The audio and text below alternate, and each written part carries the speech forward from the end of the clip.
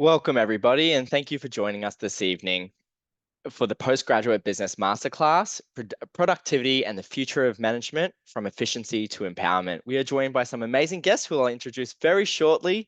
And for this evening, I just want to provide a little bit of housekeeping. So as you can tell, there is no microphone or camera access, but the way you can communicate to our panel members and to our amazing team who will be supporting and answering all your questions is through the Q&A tab, which you can see at the top or bottom of your screen, depending on what device you're on. If you can see that Q&A tab and you do have any questions, feel free to start throwing them in now. We'll answer them throughout the whole entire presentation, as well as a little bit later on, we will have a panel discussion where we'll be able to ask our panel members some real in-depth questions around, I guess, studying postgraduate courses or the impact of leadership and what that looks like in the workforce in this day and age, as well as maybe some questions around AI and what does that look like in our workforce.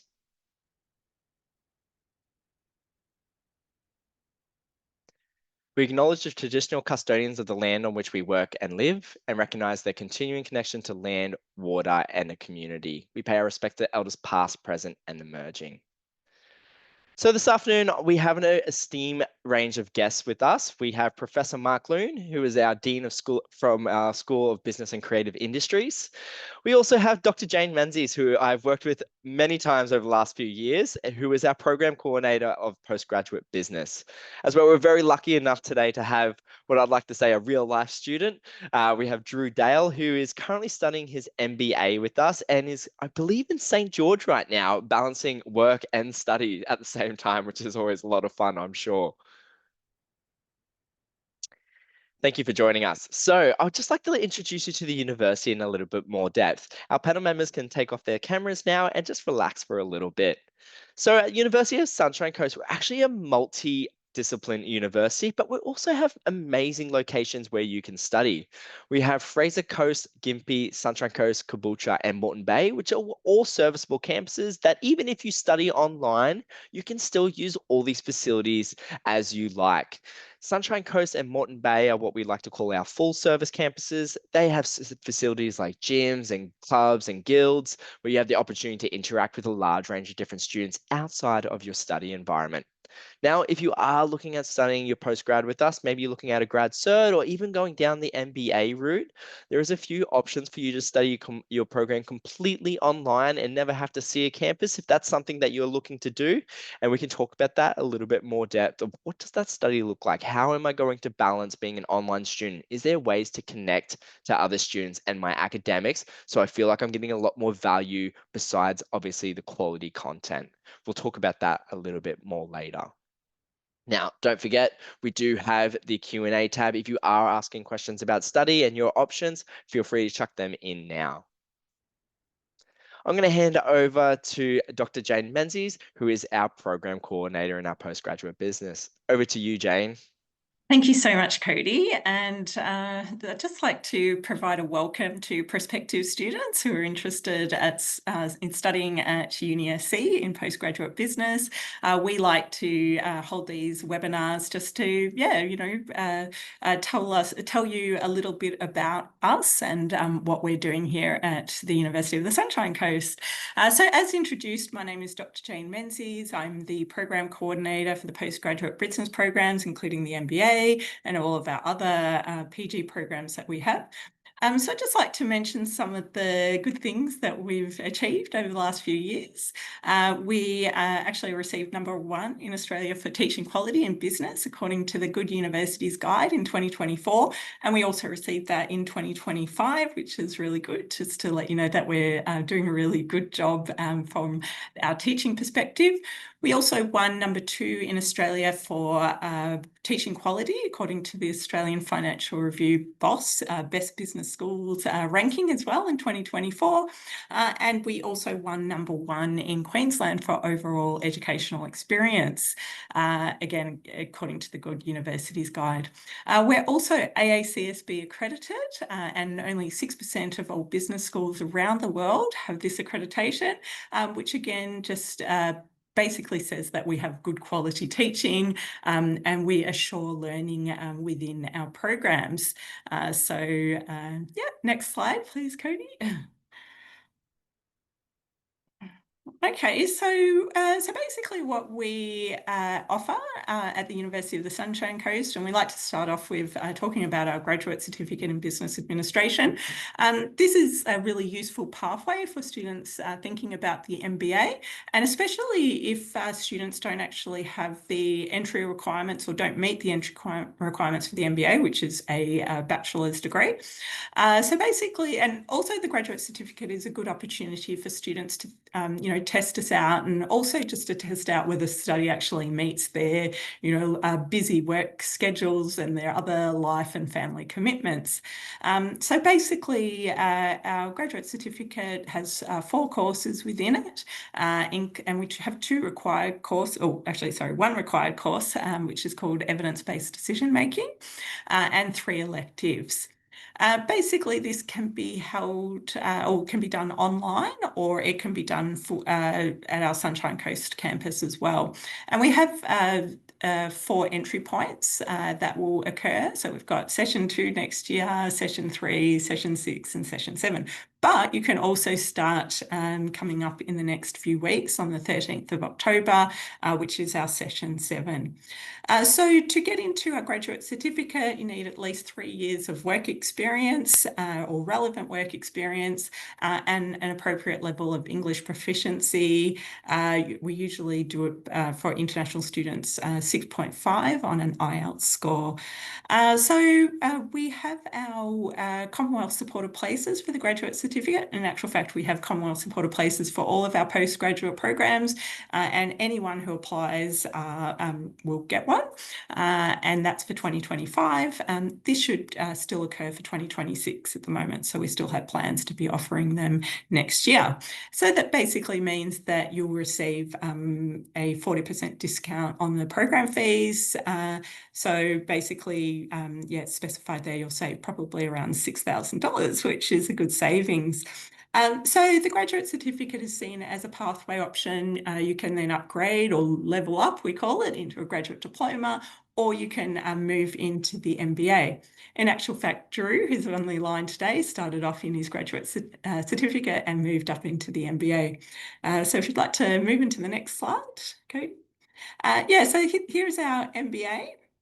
And as I said before, it follows on from the graduate certificate. But if you meet the entry requirements for the MBA, you can go straight into the MBA.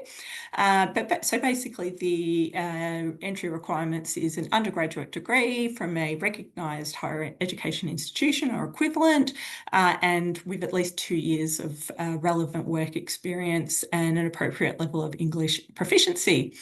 So that just specifies our required courses. So we've got an innovation subject, a leading and managing subject, evidence-based decision making, finance and accounting, strategy and marketing.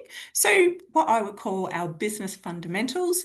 And then students have the opportunity to study elective courses. And in 2026, we're actually offering specializations to students. So we've got a whole range of exciting specializations, from cybersecurity to ICT to, strategic leadership and innovation and so on. Really just to give students like a clear kind of path, perhaps into employment, or to, focusing on a particular area. Okay, so on to the next slide, and we'll look at our Masters of Business Intelligence and Analytics. So this is actually a new program that we've just launched mid-year this year, and already have some really good interest in the program, and students already studying it, so that's really good. And really this program is about, trying to educate our students to be able to be professionals in the business analytics world, or being a business analyst, or working in business intelligence. So it kind of cuts across our MBA a little bit. There's a few subjects that are similar, but we really sort of start to look at things like fintech and financial analysis, looking at applied business analytics. We've also got out some ICT subjects. We've got programming, visualization, and also business transformation through technology and AI. Similarly, students studying this program will also be looking at project management principles and also our contemporary and emerging issues in business subject, which is basically called Postgraduate Business Capstone Project. So again, giving students an opportunity to study, anything that they want related to their program. Like the MBA, it's a 1.5-year program, full-time or part-time, and this is in our trimester system. So you can either come in trimester 1 or in trimester 2. Similarly to our MBA, you've got your pathway options as well, going from the graduate certificate, graduate diploma, and into the masters as well. Okay. Next slide. So if you're an international student, we also have discounts for international students. So we've got a new International Bright Futures Scholarship, which is a 20% discount, and that's for our dual degree of Masters of Business Administration and Master of Business Intelligence and Analytics, and also the Master of Business Intelligence and Analytics as well. There's also a 15% International Student Scholarship and a 20% English Excellence Scholarship. So you can learn more about those pricings and scholarship details at the QR code there. So thank you, Cody. So there's some application processes for students to apply. So you can apply as a domestic student if you're domestic, an Australian citizen or a New Zealand citizen. Basically, you visit usc.edu, go onto the apply page, create an account, and then upload all your supporting documentation. So types of supporting documentation that you would usually be required to submit would be things like your CV, prior qualifications, and we're also asking students to prove their work experience by getting letters from employers, whether it be HR or manager, just to confirm that you have more than the 2 years work experience or 3 years for the graduate certificate. So once you've uploaded all those documentations, then you just lodge and you're done. Similarly, international students have a similar process, but they would also maybe get supported through an international agent who can also assist with visas and other types of issues around insurance and so on. So there is a slightly different process, and you might be recommended to go to an agent to do that. Alrighty. Okay, so now for our main event, our webinar by our Professor Mark Loon, who is the Dean of the School of Business and Creative Industries. So thank you very much, Mark, and over to you. Thank you, Jane. Thank you, Cody. Hi, everyone. Good evening. Really appreciate your time for today. There's lots going on, work, the school holidays, but you've chosen to be here, so we really appreciate it. Thank you.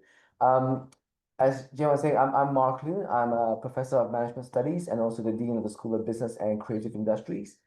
Before I get into today's masterclass about productivity, would just like to introduce myself a little bit more.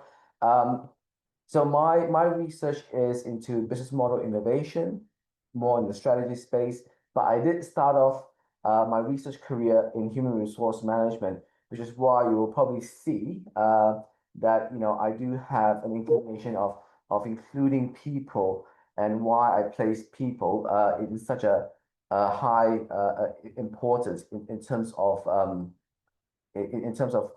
the role it plays in strategy, in productivity, and also in innovation. But before academia, I actually started my career in management consulting. I'm originally from Malaysia, so I started work in consulting in Malaysia, and then I moved to Australia in Sydney in my late 20s. So I worked with Ernst & Young and Capgemini. In these firms, I mostly did strategy work. When I was in KPMG, it was mostly risk management and corporate governance. And then when I was in Australia, I did a lot of work in business process re-engineering.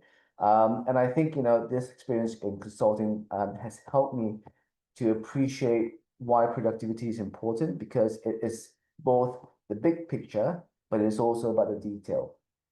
After consulting, I moved to academia, but I started my academic career in the UK, where I spent 13 years across 4 universities. I came back to Australia about 3 years ago. Went to Griffith first as head of department, and then moved to UniSC not long after. So here I am today. And as I was saying, with the topic of productivity, productivity is an important part, and I would, it is the bedrock for business competitiveness. It probably doesn't get as much attention as it should, like for example, compared to innovation, because innovation is always exciting. It's about, novelty, it's about newness. But at the end of the day, it is productivity that is the bedrock of a lot of what we do.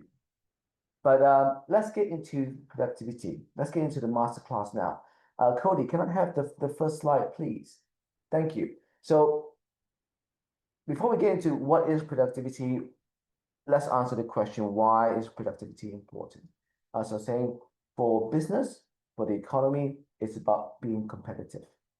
Productivity does help us to be competitive, but from a social and people perspective, productivity is also very important because it helps to raise living standards. And usually that means higher wages and lower costs of living. And I think it's therefore a real win-win situation. But of course, it's not to say that productivity is something that is driven externally. Productivity is all around us. As you can see from this formula, productivity is defined as output over input. Basically, it means doing more with less. And of course, productivity is all around us, as I said, right? The learning curve. We, in our jobs every day, we specialize, we have got expertise. Over time, through the learning curve, we become more productive. And of course, that does happen.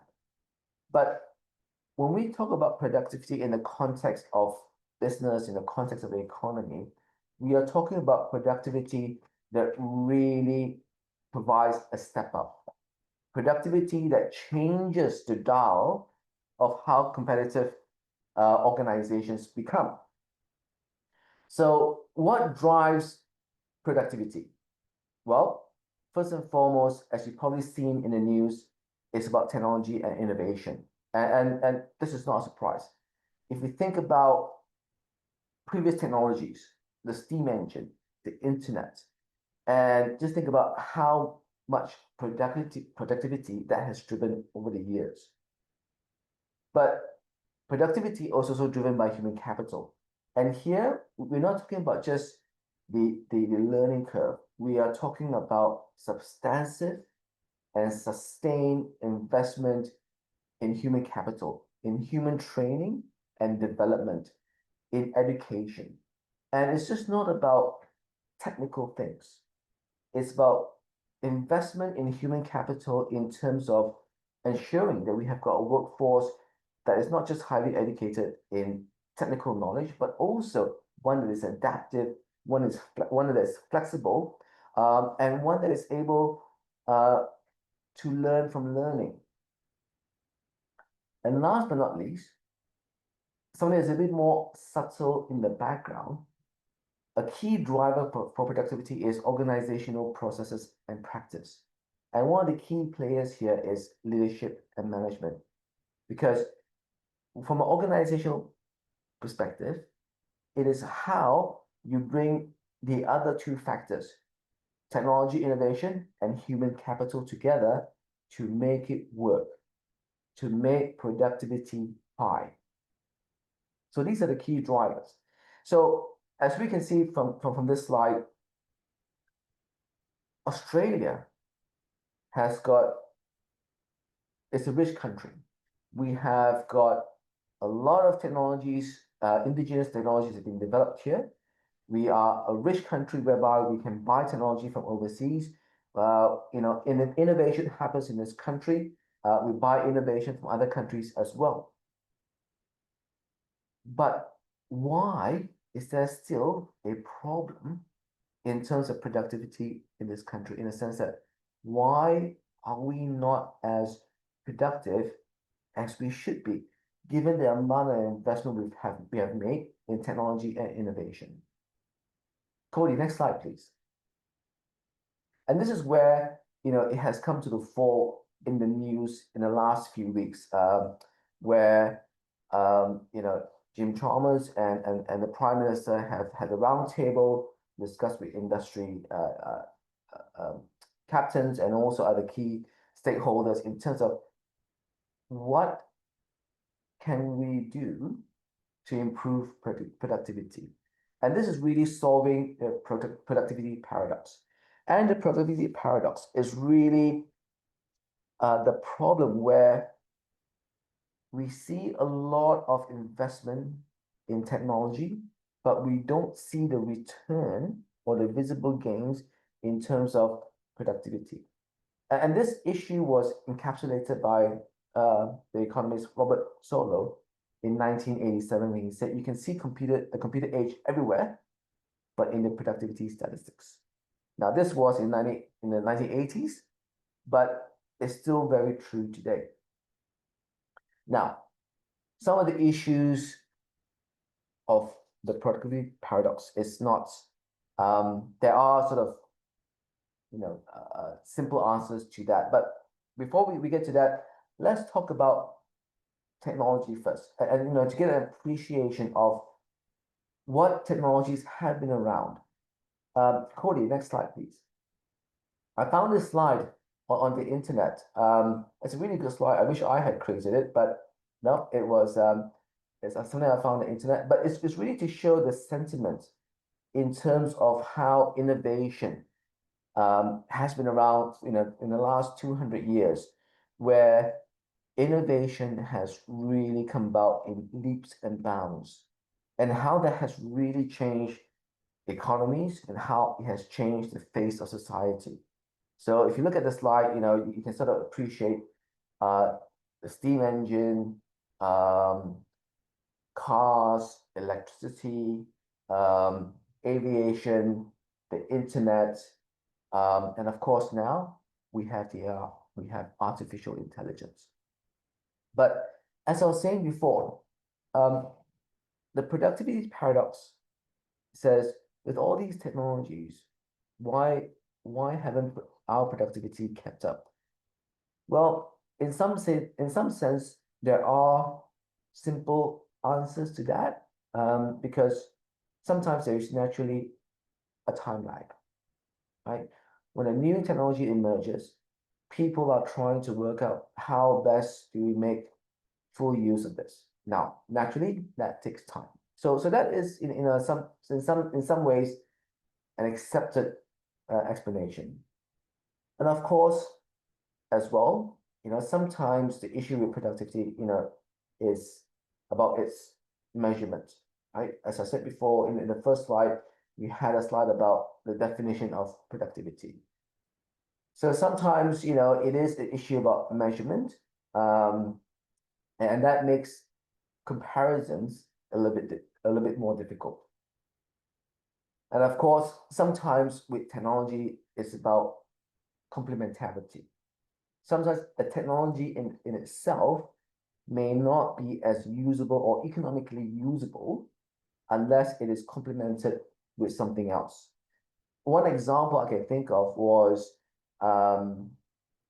Apple, Steve Jobs. Apparently, Steve Jobs created the Apple it's a scare of mine, the iPad, way before the internet came about. As you can appreciate, the iPad is a content consumption type of machine. It only works well when you've got the internet. On its own, it really doesn't do a lot. So it needed another technology for it to really work. I suppose it's like a telephone. One telephone on its own is pretty useless. You need two telephones for it to actually work. So sometimes there is an issue of complementarity. And of course, sometimes in addition to complementarity, it's also about cost. I think some of us can remember the days when solar energy first came about. The cost of those panels were quite exorbitant. I mean, it's still not cheap these days, but back then it was even more expensive and it was just not economical to use. So even though the technology and innovation was there, it just wasn't feasible for its application. So there are good reasons why sometimes productivity lags behind technology and innovation. However, some of the real issues here is really about it's really relative to our competitors. Because if you peek over our boundaries and look at some other countries, some other countries have been able to take some of these technologies and really run with it. Now, if other countries were sort of facing the same issues, time lag and all that, you probably think, well, productivity is not an issue. But then you do, and you think, wow, why are all these other countries, why are all these other organizations really leveraging on these technologies and becoming more productive? So that's where I think the reflection really comes about in Australia, and also Australia as a country, but also in terms of organizations in this country.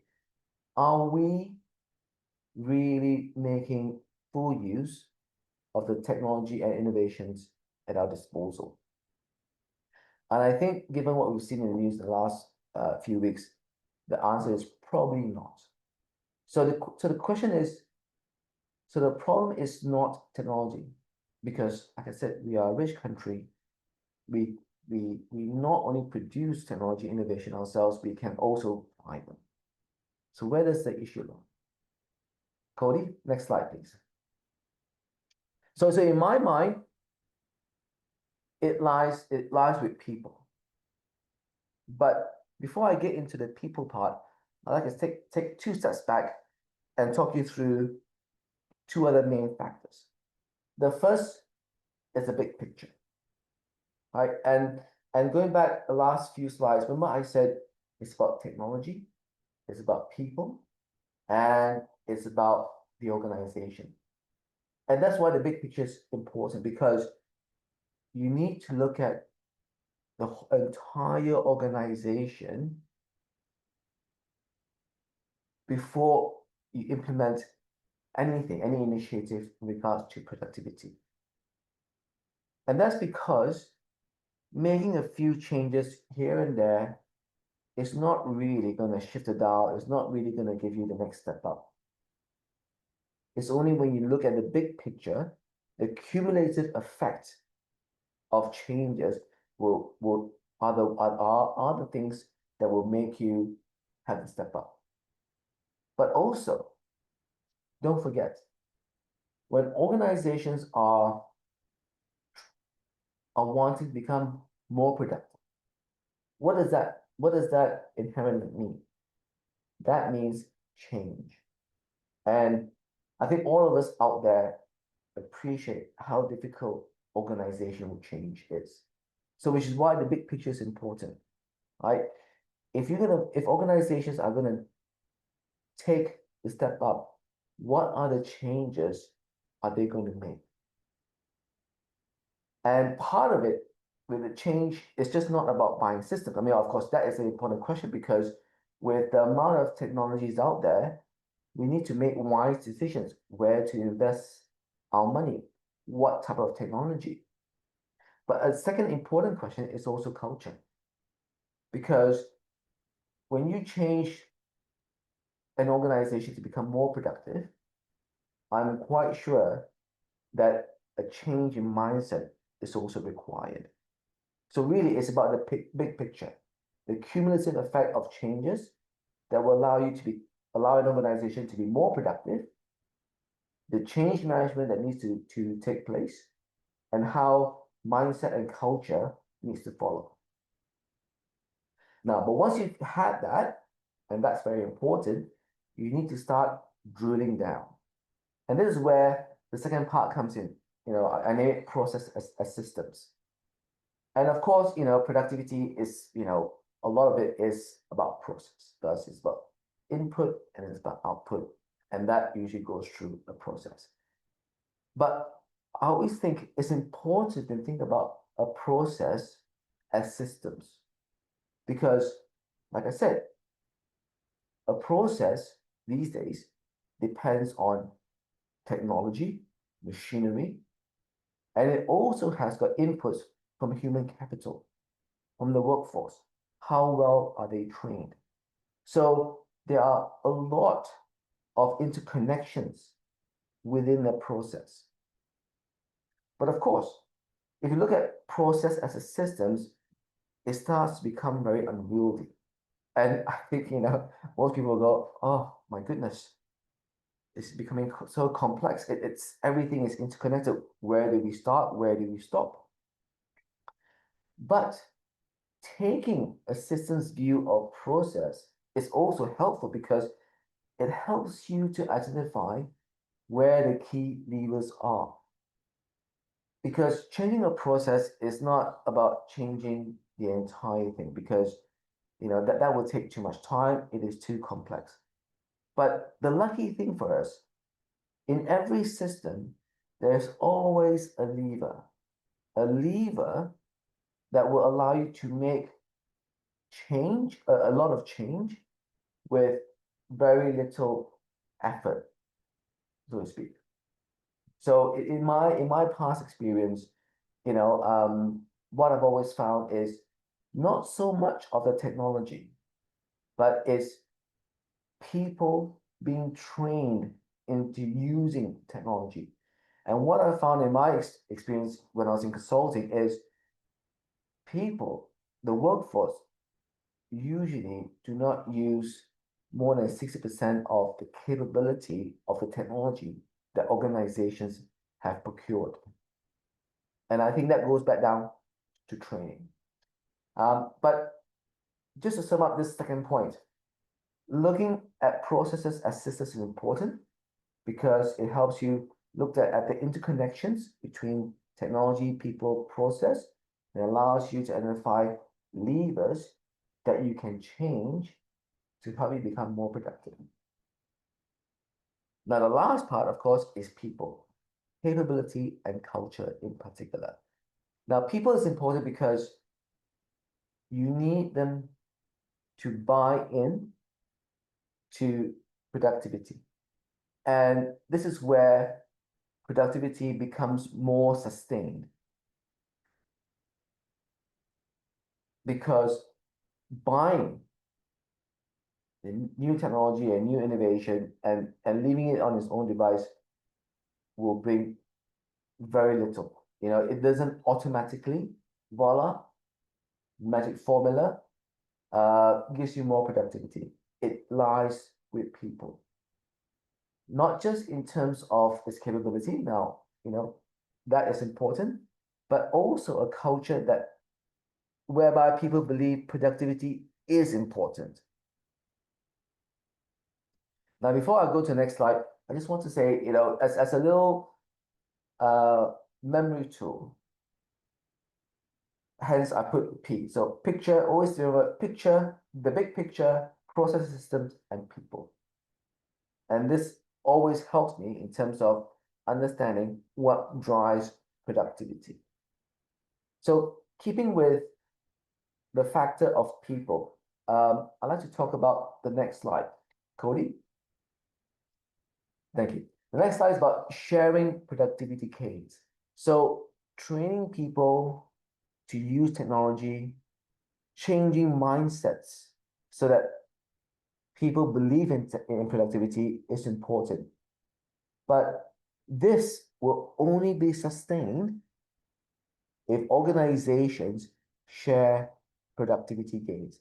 Now, I cannot stress how important this part is, because I think some organizations, think about productivity and they think about the profits and all that, which is important.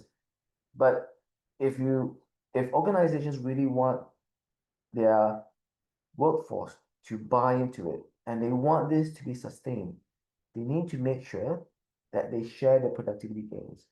Because ultimately, if it's not shared, one day the workforce may go, well, why am I doing this? Why am I learning, pushing myself to learn new technologies?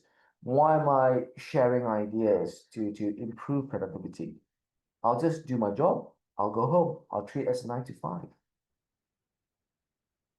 Hence, ensuring that productivity gains are shared is important, because if everyone feels that the gains are shared, then any productivity initiatives will be a lot more sustained. Now, a case example of this is Toyota. And no surprise here. Toyota has been doing this for many years. And there's been so many case studies about Toyota. You look at it on the internet, it's all there. Now, we all know Toyota is one of the most productive companies in the world, which is why it's one of the more profitable companies in the world. We've all heard that Toyota has got a lean philosophy. Some of the key management innovations have come from Toyota. Just in time, Kaizen, continuous improvement is something that Toyota lives with, and over the decades is something they have improved upon. But one thing that is also special about Toyota is that they ensure that these productivity gains are always shared with their employees. Now, gone are the days of lifetime employment, but Toyota still, although that's gone, Toyota still makes sure or tries to ensure that there is long-term employment. They provide competitive wages, benefits, there's employment security, and there's good bonuses, and they ensure that their workforce is continuously engaged. So there are various ways that they can share this productivity.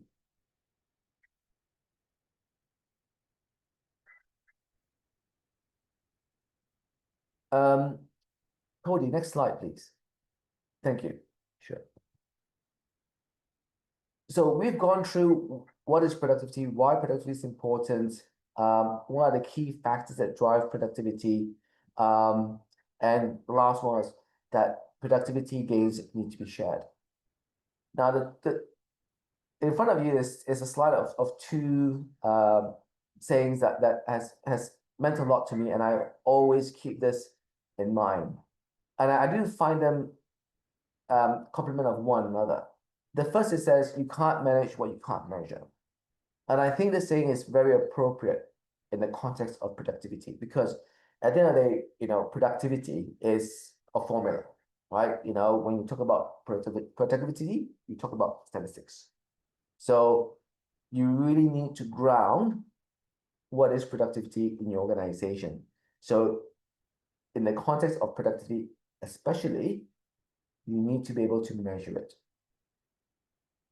However, I always keep in mind of the second saying here. It says, what counts does not always matter, and what matters cannot always be counted. And I like this saying because it helps me balance the first saying in the sense that, Mark, don't get too fixated on the numbers. Don't be too short term. And that's important because if you think about some of the other factors I mentioned, in particular where people are concerned, when people are learning new skills, mistakes and errors will happen. And a lot of it is acceptable. So don't get too fixated on the numbers, because there are other things that are important. So it's a balance between zooming in on the numbers, making sure, knowing what the numbers are, knowing how to measure them, and knowing how you can compare them. But also zooming out, taking a strategic view to say, look, you know, when change happens, sometimes it takes time, it takes investment, and it's a long-term goal. And I think some of the lessons that can be taken from the Toyota example is that Toyota is not just great at productivity. We also know Toyota is great at quality. I think, you know, for many of us, when we think about, you know, a reliable car, to, you know, the Toyota brand comes up in the few that most of us can think of. So, you know, productivity also has got a lot of outcomes from it, quality being one of them, and also potentially innovation. Because if you think about productivity, productivity is process.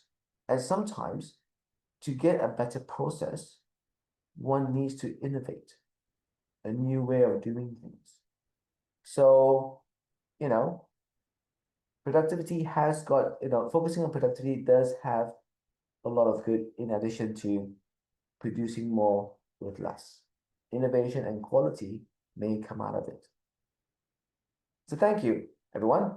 That was my presentation. I hope you enjoyed it as much as I've enjoyed presenting it.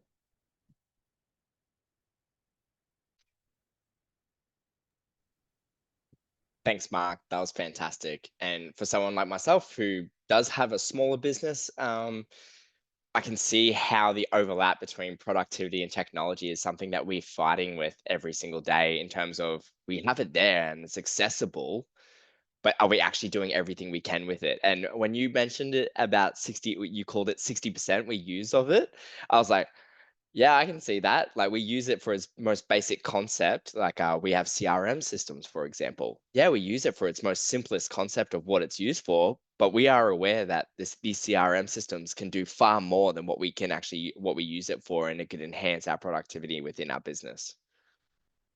Absolutely, Cody. Yeah. Yeah.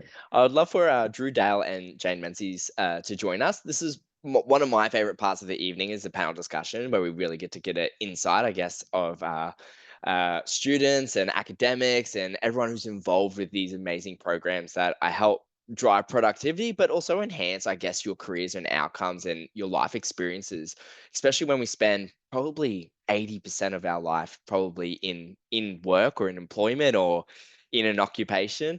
It's really important when you can find these key things or skill sets that you can gain from study opportunities. For starters, I'd really love to, Drew, for you to be able to introduce yourself. Maybe give us a little bit about your background, but also what made you choose to enhance your studies and pursue an MBA? Thank you, Cody. I'm trying to think of some way I can make this simple and fairly short, but I am a proud Dunghutti man, so I have Aboriginal heritage, and I'm also part Irish too. So I've lived my life in two worlds. My working career has spanned over 50 years. So the industrial revolutions that Mark was alluding to in his presentation, I've lived through the end of the third industrial revolution, the fourth industrial revolution, and we're now heading into the fifth. And I guess primarily that's what has inspired me to do additional learning. I believe in lifelong learning. So doing a business-based qualification obviously made sense. And during that process, I realised that I have this wealth of information, experience, skills and knowledge that was really just a big amorphous mess. And what the MBA program has given me is a way of compartmentalising each of those and be able to fit theoretical frameworks and models around them so I could clearly articulate my ideas. And so that's taken me now to the stage where I am sort of laser focused on educating Australia in how to move from Industry 4, which is technology as we know it now, but into Industry 5, which is the 5th Industrial Revolution. And that's Industry 4 included AI, and Australia is still lagging behind the rest of the world to a certain extent because we don't use it as well as we should. Industry 5 takes us the next step, and that is making technology human-centric. Okay, so that's speaking to what Mark was alluding to with the 3 parts of it. You've got to make it human-centered, and that's the bit that is missing. If I can do something to help industry learn how to integrate human interaction into technology, that will enable us to move far faster into where we need to be competitive on the world stage. Fantastic, Drew. To that end, I've recently applied for admission as a PhD student in the UniSC, so I can research that further. And the study never stops. And I'm sure with Mark and Jane here, I'm sure they have similar pathways of where their work experience and their study experience has taken them, and they're still here studying today. Jane, I have a really great question for you, and a few of our attendees tonight have been asking quite similar questions. Is what does the workload look like for these programs? What's the difference between sessions and trimesters? As well as, and just the last one, and can do it in different orders, is the difference between studying online or on campus. Like, for example, if someone is working full time, they're ready in their profession, they're already growing, but they hit that ceiling where they need to go do a postgrad because they feel that that's going to help them move into further leadership. How can they balance that, that full-time work and as well as that study to upskill and get those key jobs that they're seeking? Yep, certainly. So our sessions are 6 weeks long. So basically they're compressed time of study. And typically we'd have 2 assessment pieces, one due around week 4 and then one due in week 7. The trimesters, so we do have some of our subjects that are running in trimesters as well, especially for the Masters of Business Intelligence and Analytics. So our trimester would typically be 12 weeks long. So instead of being condensed, it's a longer period. And so to answer the question about what does study look like, or what would be a weekly kind of demand for study, we usually say it's around 12 hours of time that you need to devote to one course and per week. So that would include all of your pre-readings, any pre-watching of recordings, and then actually coming to class. And the kind of ways that we might do our classes are we would have our daytime classes, which go from 12 to 3 p.m. during the weekday. Or we have our nighttime classes that would usually run from 6 to 9 p.m. And these are held online. So basically students have access to them. They're recorded. So it basically means that, might be, we hope that students can come, but we understand that everyone's, got these busy, crazy lives, and you might be traveling or you might be doing this or that. And so students can listen to the recording later if they can't make the class. And we're actually working on a new project of offering an asynchronous offering in 2027, but that's something that we'll be working on next year. But we're really looking for high quality course materials and so on that students can use self-paced and so on. So thank you. Thanks, Jane. You actually saved a question for later on, which was good, which was asynchronous versus synchronous learning models, which I was quite surprised to see because not a lot of people have a wealth of knowledge in that sort of space. But it is an interesting self-learning is a skill set in itself, and to have that internal drive to be able to complete at a pace that suits you, but also to get it done at a finish line is probably appropriate. And just quickly on that same topic, we have an attendee here tonight who's doing their graduate diploma, and they're obviously studying part-time, balancing work and all those other commitments in life. What if you do enroll in a grad cert or an MBA or a grad diploma? What is the time limit at part-time you're allowed to finish and start and complete that program?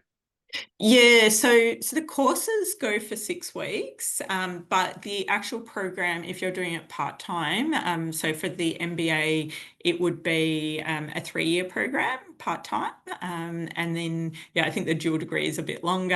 And but you know, we're pretty flexible as well. You know, if students take a little bit of extra time, that's fine as well. You might kind of go, oh, I got really busy and I, you know, can't study. As long as you're not an international student, because they have restrictions on their visas and how long they can get things completed. But yeah, our domestic students can sort of take their time. But we encourage you to keep engaged with the university and your courses and get it finished. So just like in workloads, I know in my workloads, we go through peaks and troughs in terms of demand times. Like we're moving into one of our busiest periods of the year, and then there's other periods of the year where we have more capacity to complete our study. That you can probably, if you are someone who needs to who has that type of workload, you can take, you know, a semester off or a session off and then jump back into it the next one. And always just stay in touch with your program coordinator, so you're making sure you're completing your study sequence Yes. to the complete, and you have an expected finish date. That's probably the way. So stay in communication, work to your best capabilities, but number one rule is communicate. So you always know you have a plan. If you are taking a bit of a break, jump back in and have a plan when those next set of subjects are going to be available. So you can always know, what does my finish timeline look like? Yeah. Now, Definitely. Mark, Drew, well, and Jane, this is a great question I think for everyone. And I think this is one of the most important things for me when I'm looking at doing a grad cert myself. What practical experiences or case studies are incorporated into the degree to prepare students for real life challenges? Now, I'm going to go to you, Mark, first, but I've already read an article on Drew, so I have a bit of background information on Drew's work experience and how he studied. But Mark, would you be able to provide in your own best words what sort of real life case studies that students have access to? Oh, thanks, Cody. Well, I think, you know, there are, so if I may, some of the case studies that we have that make it accessible is through our own research. So recently, well, I guess not too recent, about 3 years ago, I did some research about some firms in Hong Kong, small medium enterprises, and it was really about business innovation, because a lot of the literature in business innovation was business model innovation was that a business model was that organizations had to choose either or, right? It's your business model is either novel or innovative or is efficient, and there was no in the middle. But through our research, as the case that we present in class, is that, well, SMEs in Hong Kong have shown that you can have your cake and eat it too, in a sense that their business models were innovation enabling, but also efficient at the same time, because they were in industries whereby they had to be innovative. Now, I'm not talking about radical innovation, but I'm talking about incremental innovation, because that allowed them to keep ahead of the pack. However, because they were SMEs, they had to be efficient. Unlike large organizations with deep pockets who can afford buffers, SMEs have none of that.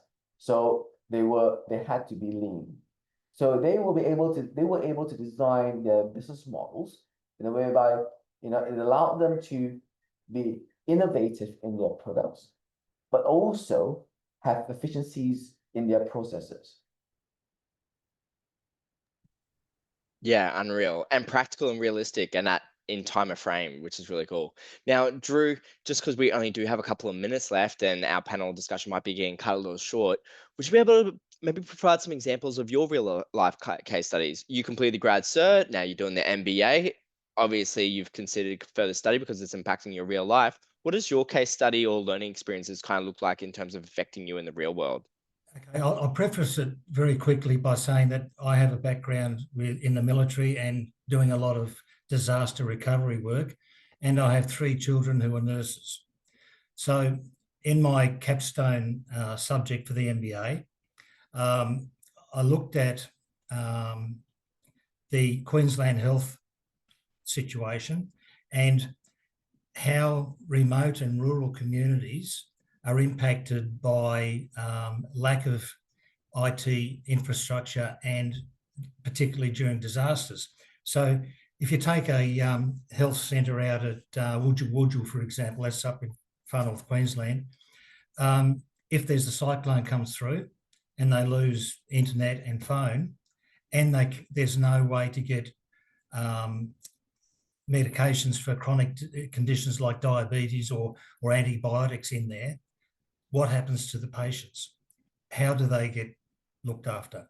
So that created a problem that I thought needs to be fixed. And I believe that technology can solve part of the problem. We're still relying on cell phone towers primarily and satellites for internet and phone.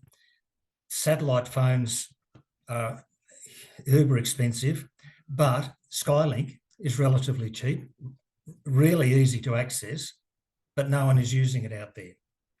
Obvious solution. The second thing is, how do you get the medications they need from a metropolitan service point out to Wujal and other remote areas if trucks, cars and planes can't get in there? Another simple solution, drones.